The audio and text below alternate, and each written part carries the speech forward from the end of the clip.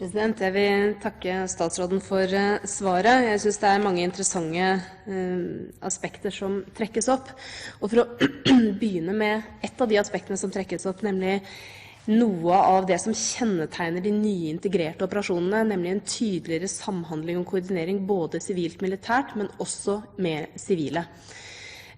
Og i den konferansen som jeg så vidt refererte til i mitt hovedinnlegg, så var et av paneldiskusjonene var altså FNs tilnærming til disse integrerte operasjonene og de utfordringene det var, og da ble det pekt på noen nøkkelutfordringer. Jeg nevnte noen av dem i mitt hovedinnlegg, men et annet poeng som ble nevnt var nettopp rollen og nærværet til humanitære aktører, fordi at deres nærvær ikke nødvendigvis oppfattes som nøytralt eller upartisk, så lenge man skal bidra til å vektlegge såkalte vestlige verdier som panelet da fokuserte på.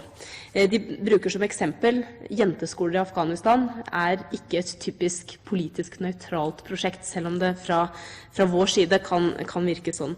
Og det stiller jo noen utfordringer både i forhold til hvordan vi håndterer det, hvordan vi rent faktisk bidrar til å bedre den koordineringen, både sivilt-militært og sivilt.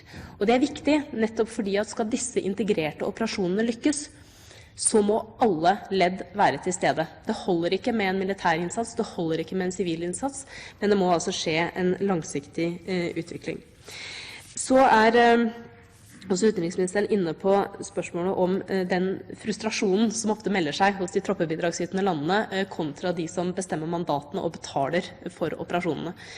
Og det som jeg var inne på også i hovedinnlegget mitt, en stadig virker det som økende frustrasjon som man nå prøver å avbøte til en viss grad.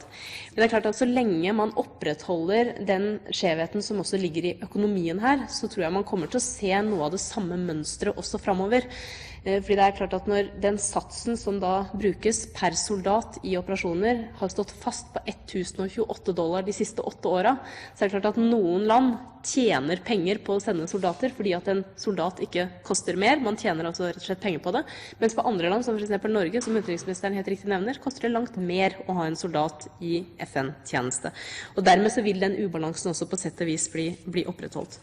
Men helt til slutt så vil jeg da bare gjenta spørsmålet som jeg hadde, som jeg gjerne skulle hørt utenriksministeren utbrodere litt mer om, nemlig den forskjellen som synes å være i det Forsvarsdepartementet legger til grunn i det strategiske konseptet evne til innsats, nemlig at man vektlegger deltakelse innenfor rammene av FN, som et ganske vidt begrep, og Soria Moria-erklæringens klare presisering at man skal prioritere deltakelse i FN-ledede operasjoner.